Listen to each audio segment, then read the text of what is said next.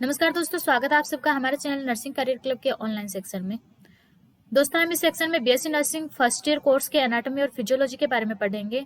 तो दोस्तों, आपका ज्यादा समय ना लेते हुए मैं शुरू करती हूँ हमारा आज का chapter skeletal system. Table of contents यानी कि इस चैप्टर में हम निम्नलिखित पॉइंट्स को कवर करेंगे। Bones, classification of bone, growth structure of adult long bone, parts of young growing bone, development and ossification of bones, law of ossification, growth of long bone, factors affecting growth of hormones, medico-legal and anthropological aspects, cartilage, comparison between bone and cartilage, types of cartilage, comparison between cartilages. Next हम देखते हैं bones. Bones में first आता है introduction of bone. Bones complex tissue होते हैं, वे body के skeletal system बनाते हैं। मनुष्य के पूरे जीवन के लिए ग्रो और डीजनरेट होते रहते हैं। वे विभिन्न खनिज तत्वों के स्टोर हाउस हैं, जिनमें प्रमुख रूप से कैल्शियम और फॉस्फोरस होते हैं। वे वेरियस वाइटल ऑर्गन्स की प्रोटेक्शन प्रोवाइड करते हैं। उनके पास एमएलसी यानी कि मायोसिन लाइट चेन में एप्लीकेशन होते हैं। बोन्स मसल्स के साथ लोकोमोशन में मदद करते हैं। उनके एरिथ्रोपोसिस में बोन्स महत्वपूर्ण रोल निभाती हैं। Developmental classification, membrane bones, cartilaginous bones, membrano cartilaginous bones, somatic bones, visceral bones. Next आता है regional classification, axial skeleton, appendicular skeleton. Next structural classification में देखें तो मैक्रोस्कोपिकली कॉम्पैक्ट बोन और स्पंजी और cancellous bone.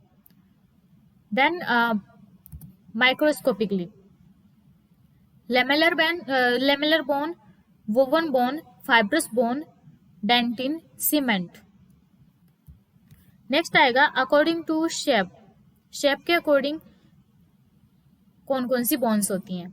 Long bones, long bones में एक elongated shaft होती है जिसे डायफाइसिस के रूप में जाना जाता है, और टू एक्सपेंडेड एंड्स को एपिफाइसिस के रूप में जाना जाता है, जो स्मूथ और आर्टिकुलर होते हैं। शाफ्ट में आमतौर पर 3 सर्फेसेस होती हैं और 3 बॉर्डर्स से सेपरेटेड होती हैं। इन्हें फर्दर क्लासिफाइड किया गया है। Typical long bones 2 secondary epiphysis होते हैं इसमें। एग्जाम्पल जैसे ह्यूमरस, रेडियस, अल्ना। मिनिएचर और शॉर्ट लॉन्ग बोन्स में क्या आता है, केवल एक एपिफाइसिस होता है। एग्जाम्पल देखते हैं मेटाकार्पल्स। मॉडिफाइड कोई भी मेडुलरी कैविटी नहीं होती है। एग्जाम्पल में क्लेविकल। ये यहाँ पे एक स्ट्रक्चर दिया, 2 स्ट्रक्चर दिए गए हैं लॉन्ग बोन्स के। ये भी एक लॉन्ग बोन का स्ट्रक्चर है। नेक्स्ट है शॉर्ट बोन। इनकी शेप यूजुअली क्यूबॉइडल, क्यूनिफॉर्म और ट्रेपेजॉइड या स्केफोइड होती हैं। एग्जाम्पल में आ जाएगा tarsal and carpal bones. Tarsal and carpal bones. ये एक इमेज भी दिया गया है शॉर्ट बोन का। Next flat bone. ये शैलो प्लेट से रिजेंबल होती हैं और बॉडी की कुछ कैविटीज की बाउंड्रीज का फॉर्मेशन करते हैं। एग्जाम्पल में जैसे bones in the vault of skull, ribs, sternum and scapula. ये एग्जाम्पल दिया गया है इधर रिब्स और स्केपुला का।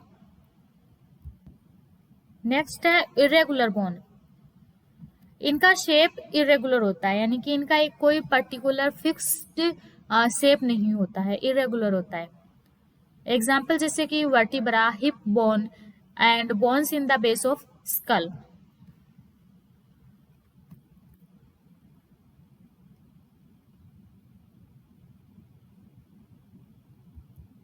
नेक्स्ट है न्यूमेटिक बोन। इरेगुलर बोन्स को बनाए रखने के लिए एपिथेलियम द्वारा लाइन लार्ज एयर स्पेस होते हैं, जैसे कि मैग्जिला, स्फिनोइड और इथमोइड। ये वेट में स्कल को लाइट बनाते हैं, वॉइस की रेजोनेंस में हेल्प करते हैं और इंस्पायर्ड एयर के लिए एयर कंडीशनिंग चेंबर के रूप में एक्ट करते हैं। नेक्स्ट है सिसामोइड बोन। ये बोनी नोड्यूल हैं जो टेंडन या जॉइंट कैप्सूल में एम्बेडेड होते हैं। इनका बर्थ के बाद कोई पेरिओस्टियम और ओसिफाई नहीं होता है। एग्जाम्पल जैसे पटेला और पीसीफॉर्म। फंक्शंस, प्रेशर को रेसिस्ट करने के लिए, फ्रिक्शन को मिनिमाइज करने के लिए, मसल्स के पुल के मसल्स को खींचने के डायरेक्शन में अल्टर करने के लिए, लोकल सर्कुलेशन को बनाए रखने के लिए। नेक्स्ट आता है एक्सेसरी सुपरन्यूमेरी बॉन्ड।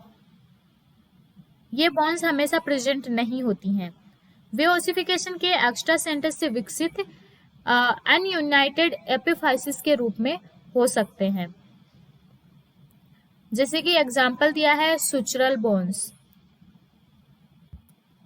नेक्स्ट आता है डेवलपमेंटल क्लासिफिकेशन। इसमें फर्स्ट है मेम्ब्रेन बोन्स यानी कि डर्मल बोन्स।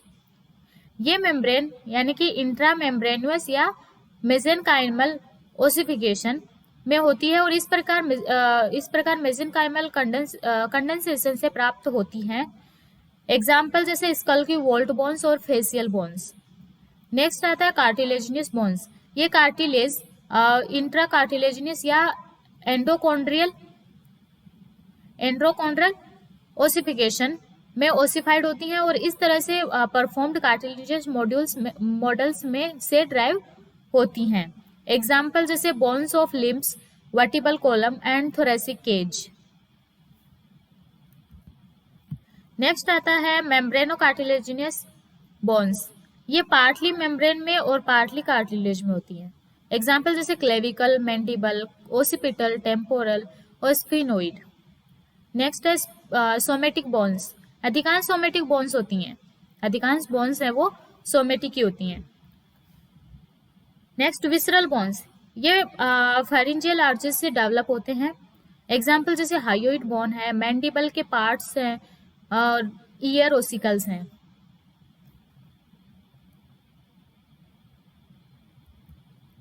नेक्स्ट आता है रीजनल क्लासिफिकेशन। एक्सियल स्केलेटन में स्कल, वर्टिबल कॉलम और थोरेसिक केज शामिल होते हैं। यदि लिम्स में अपेंडिकुलर स्केलेटन में बोन्स शामिल होते हैं। नेक्स्ट है स्ट्रक्चरल क्लासिफिकेशन। मैक्रोस्कोपिकली बोन की आर्किटेक्चर कॉम्पैक्ट या कैल्सिनियस हो सकती है। Then compact bone. Compact bone ivory की तरह टेक्सचर में डेंस होती है लेकिन एक्सट्रीमली पोरस होती है। ये लॉन्ग बोन्स के कॉर्टेक्स में बेस्ट डेवलप्ड होती है। ये बेंडिंग और ट्विस्टिंग फोर्सेस के लिए एक अडेप्टेशन होती है।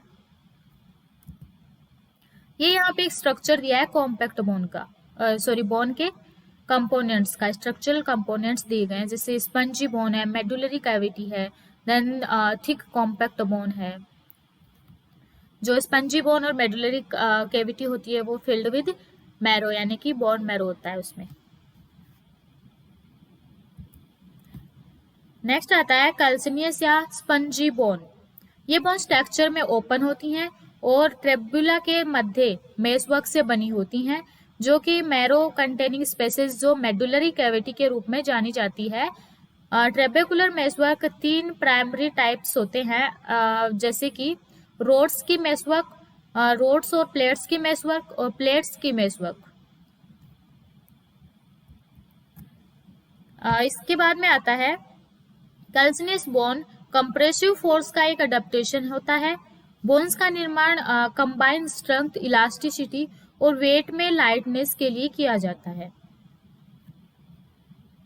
देन लॉ दिया गया है वोल्फ लॉ 1892। इसके अंदर क्या बताया गया है कि बोन्स का फॉर्मेशन स्ट्रेस और स्ट्रेन के लिए डायरेक्टली प्रोपोर्शनल होता है। 2 फोर्सेज अर्थात टेंसिल फोर्स और कंप्रेसिव फोर्स दोनों ही प्रॉपर कंडीशंस में बोन फॉर्मेशन को स्टिमुलेट कर सकते हैं। इसके बाद में माइक्रोस्कोपिकली अगर देखें तो माइक्रोस्कोपिक एग्जामिनेशन के बेसिस पर बोन्स को 5 कैटेगरीज में कैटेगराइज्ड किया जा सकता है। फर्स्ट है आता है इसमें लेमेलर बोन। अधिकांश मेच्योर ह्यूमन बोन्स चाहे कॉम्पैक्ट या कैंसिलियस लेमेले नामक बोनी टिश्यू की थिन प्लेट से कंपोज होता है। इन्हें कैंसिलियस बोन में कर्व्ड प्लेट्स के रूप में अरेंज किया जाता है, लेकिन कॉम्पैक्ट बोन में कंसेंट्रिक सिलेंडर्स में।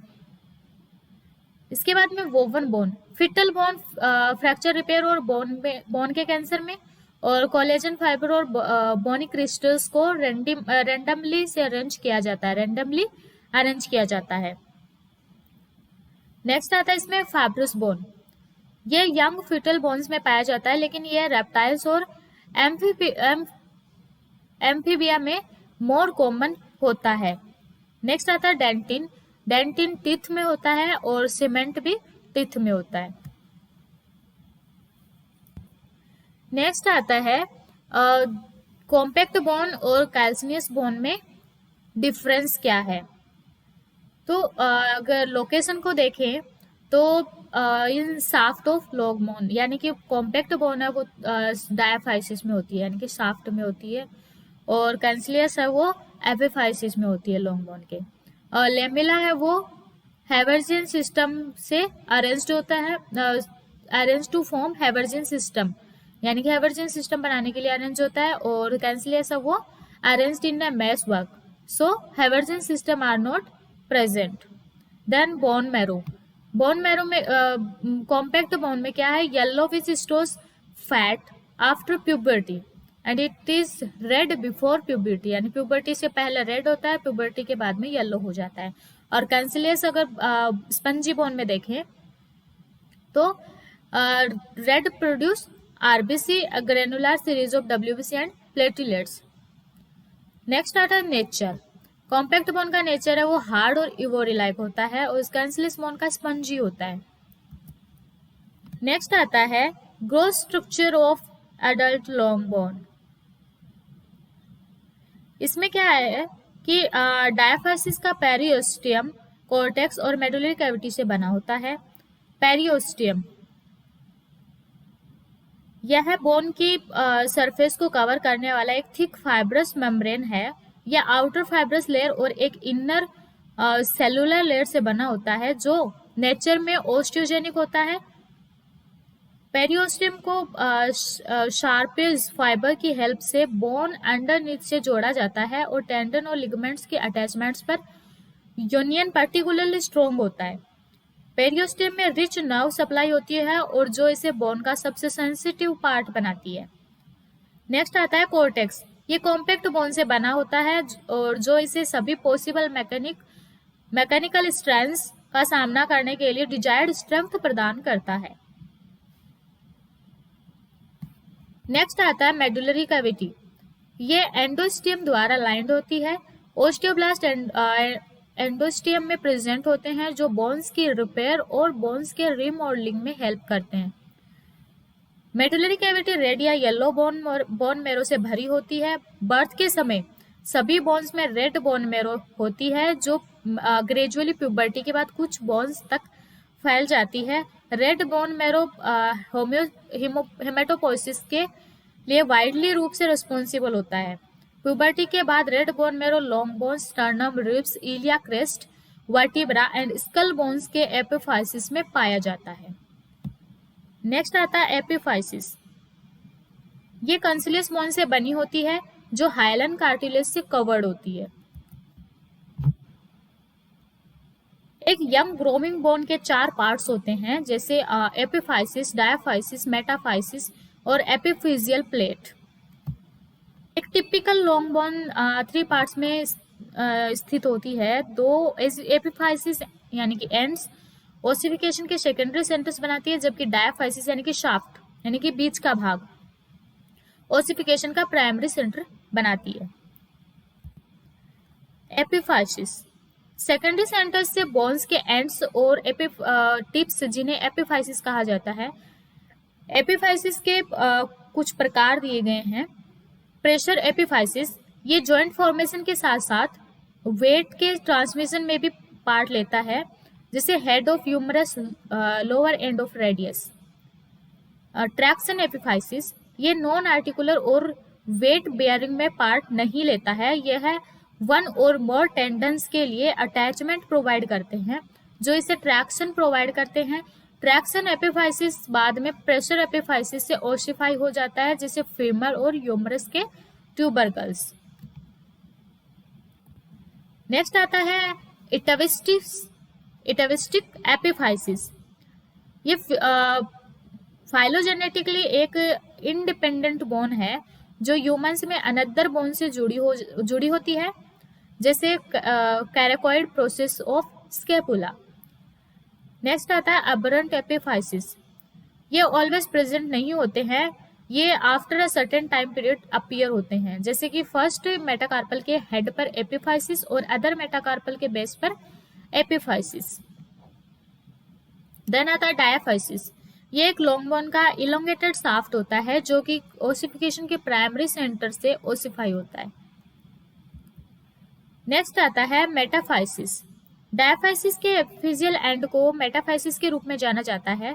ईच मेटाफाइसिस एक्टिव ग्रोथ का जोन है। एपिफिजियल फ्यूजन से पहले मेटाफाइसिस को रक्त के साथ अंतः धमनियों यानी कि इंटरनल आर्टरीज के माध्यम से हेरोपिन बैंड होता है। चिल्ड्रंस में ओस्टियोमाइलिटिस की सामान्य साइट मेटाफाइसिस होती है। कॉमन साइट जो होती है वो मेटाफाइसिस होती है। ये एक डायग्राम दिया गया है, structure of a long bone. इसके दोनों एंड्स स्पंजी बोन होती है, बीच में मेडुलरी कैविटी और कॉम्पैक्ट बोन होती है आउटर साइड में।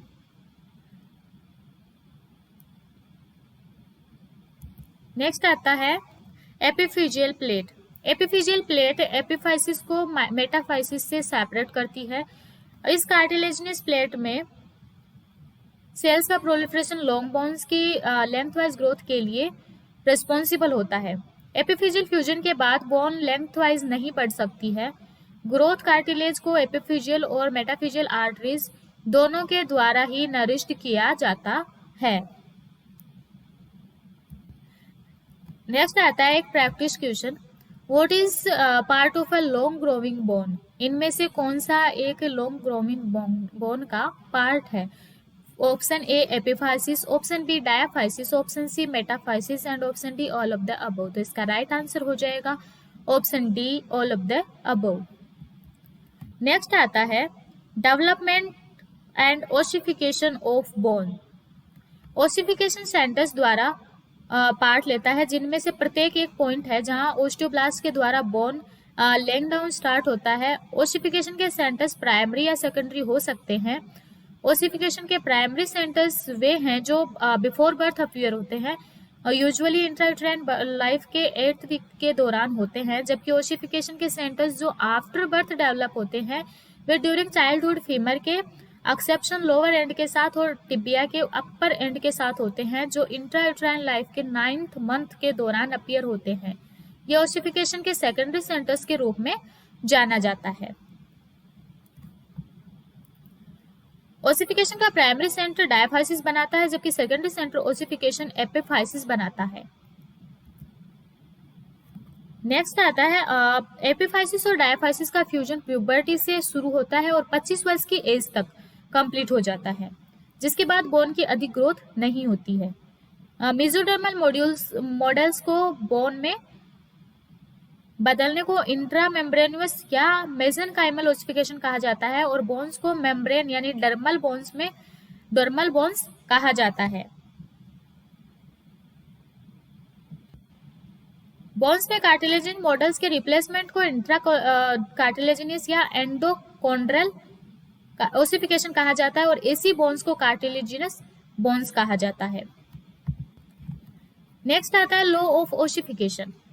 ओसिफिकेशन का लॉ कहता है कि ओसिफिकेशन के सेकेंडरी सेंटर्स जो फर्स्ट या लास्ट यूनिट के लिए अपीयर होते हैं और जो बाद में यूनिट के पहले अपीयर होते हैं, इस लॉ के एक्सेप्शन फिबुला का लोअर एंड होता है। लॉन्ग बोन का एंड जहां एपिफिजियल फ्यूजन होता है उसे बोन का ग्रोविंग एंड कहा जाता है। देन आता है growth of a long bone. Cartilage की एपिफिजियल प्लेट में सेल्स के मल्टीप्लिकेशन से बोन लेंथ में बढ़ती है। पेरियोस्टियम की डीपर लेयर में सेल्स के मल्टीप्लिकेशन से बोन थिकनेस में बढ़ती है।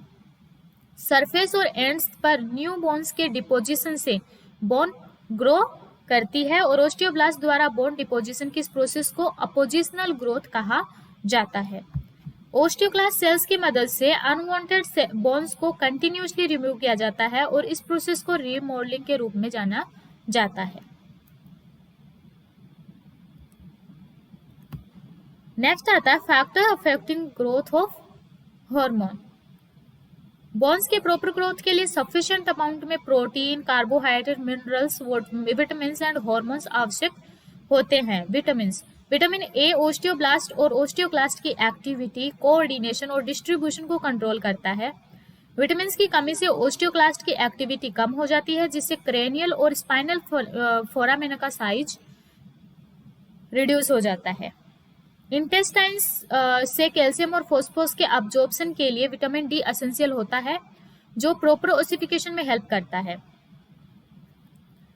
ऑर्गेनिक मैट्रिक्स में मेंटेनेंस के लिए विटामिन सी आवश्यक होता है। नेक्स्ट आता है हार्मोनल। एंटीरियर पिट्यूटरी के ग्रोथ हार्मोन की एडिक्वेट अमाउंट पैराथायराइड ग्लैंड के पायरथ हार्मोन और थायराइड ग्लैंड से कैल्सिटोनिन बोन्स की प्रॉपर ग्रोथ और मेंटेनेंस के लिए आवश्यक होते हैं।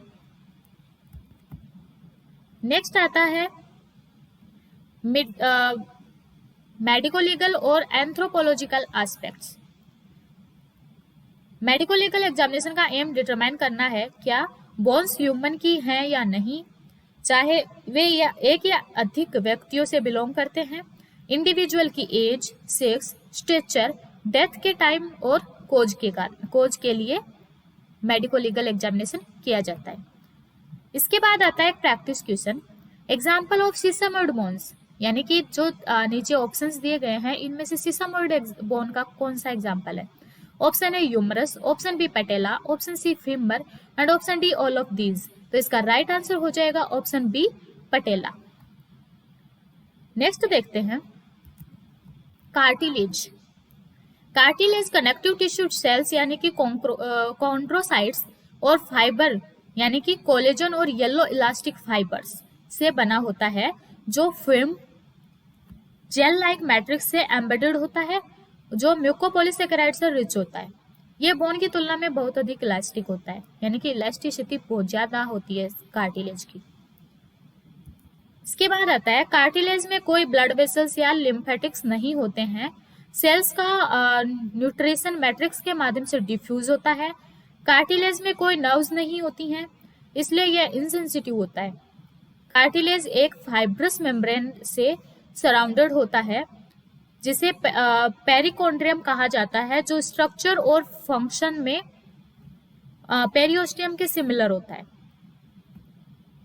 आर्टिकुलर कार्टिलेज में कोई पेरिकोन्ड्रियम नहीं होता है, इसलिए इंजरी होने के बाद इसका रीजनरेशन इनएडिक्वेट होता है। जब कार्टिलेज कैल्सिफाइज हो जाती है तो कॉन्ड्रोसाइट्स डाई हो जाते हैं और कार्टिलेज को टिश्यू की तरह बोन द्वारा बदल दिया जाता है। इसके बाद में आता है comparison between bone and cartilage. Bone and cartilage में क्या कंपैरिजन होता है, जो इस टेबल के द्वारा बताया गया है। यानी कि बोन्स है वो हार्ड होती है, कार्टिलेज जो वो फिल्म होता है। बोन्स है उसके अंदर मैट्रिक्स है वो इनफ्लेक्सिबल मटेरियल होता है, जिसको ओशेन कहते हैं, और कार्टिलेज है उसमें कॉन्ड्रोइटिन प्रोवाइडिंग फ्लेक्सिबिलिटी होती है। बोन में मैट्रिक्स पोजेसेस कैल्शियम साल्ट होता है और कार्टिलेज में कैल्शियम साल्ट नहीं होता है। बोन में मोर नर्व सप्लाई होती है, जो कि वेस्कुलर इन नेचर होती है, और कार्टिलेज में कोई नर्व सप्लाई नहीं होती है। इसके बाद आता है बोन मैरो प्रेजेंट होता है बोन में, और कार्टिलेज में बोन मैरो नहीं होता है। बोन में growth is only by apposition by surface deposition, और कार्टिलेज में growth is only by apposition and interstitial from और विद इन। इसके बाद में आता है टाइप्स ऑफ कार्टिलेज। कार्टिलेज के मेन 3 टाइप्स होते हैं, hyaline cartilage, fibro cartilage and elastic cartilage. अब आता है कंपैरिजन बिटवीन कार्टिलेजेस। ये 3 टाइप्स है कार्टिलेज के, उनका ये कंपैरिजन दिया गया है, यानी डिफरेंशिएशन दिया गया है कि कौन सा कार्टिलेज एक दूसरे से डिफरेंट कैसे होता है। तो लोकेशन के अकॉर्डिंग अगर देखें तो हाइलाइन कार्टिलेज है वो in articular cartilage of long bones, sternum, ribs, nasal and some laryngeal cartilage में होते हैं। और फाइब्रो जो कार्टिलेज है वो होते हैं intervertebral disc of pubic symphysis और टेम्प्रोमैंडिबुलर जॉइंट्स। एंड इलास्टिक जो कार्टिलेज होते हैं वो होते हैं pinna, external auditory meatus, Eustachian tubes, epiglottis, vocal processes of arytenoid cartilage. Then colour के अकॉर्डिंग अगर देखें तो हाइलाइन कार्टिलेज ब्लूइश व्हाइट होते हैं, फाइब्रो कार्टिलेज ग्लिस्टनिन व्हाइट होते हैं और इलास्टिक कार्टिलेज येलोविश होते हैं। अपीयरेंस अगर देखें तो हाइलाइन कार्टिलेज शाइनी और ट्रांसल्यूसेंट होती हैं एंड फाइब्रो कार्टिलेज वो ओपेक होते हैं और इलास्टिक कार्टिलेज वो भी ओपेक होते हैं। एंड फाइबर्स के अकॉर्डिंग अगर देखें तो हाइलाइन कार्टिलेज वो वेरी थिन होते हैं, having same refractive index as matrix, so these are not seen. And fibro cartilage और न्यूमरस व्हाइट फाइबर्स होते हैं और इलास्टिक कार्टिलेज वो भी वो होते हैं numerous yellow fibres. Then elasticity के अकॉर्डिंग देखें तो हाइलाइन कार्टिलेज वो फ्लेक्सिबल होते हैं, फाइब्रो कार्टिलेज वो मोर फिल्म स्ट्रॉन्गेस्ट होते हैं एंड इलास्टिक कार्टिलेज वो मोस्ट फ्लेक्सिबल होते हैं। इसके बाद में एक डायग्राम दिया है फाइब्रो कार्टिलेज का, इंटरवर्टिबल डिस्क। नेक्स्ट एक डायग्राम है हाइलाइन और इलास्टिक कार्टिलेज का। हायोइड बोन है, एपिग्लोटिस है एंड थायराइड क्रिकोइड यानी कि हाइलाइन। नेक्स्ट आता है एक practice question, fibro cartilage found in, fibro cartilage कहाँ मिलता है? ऑप्शन ए स्टर्नम में, option B intervertebral disc, option C लैरिंग्स and option D epiglottis. तो इसका राइट आंसर हो जाएगा ऑप्शन बी इंटरवर्टिबल डिस्क। तो दोस्तों कैसा लगा हमारा आज का वीडियो हमें कमेंट बॉक्स में कमेंट करके जरूर बताएं। और हाँ दोस्तों, अगर आपने अभी तक हमारे चैनल को लाइक एंड सब्सक्राइब नहीं किया तो प्लीज लाइक एंड सब्सक्राइब करना ना भूलें। हम फिर मिलेंगे एक नए वीडियो के साथ में, तब तक के लिए नमस्कार, धन्यवाद।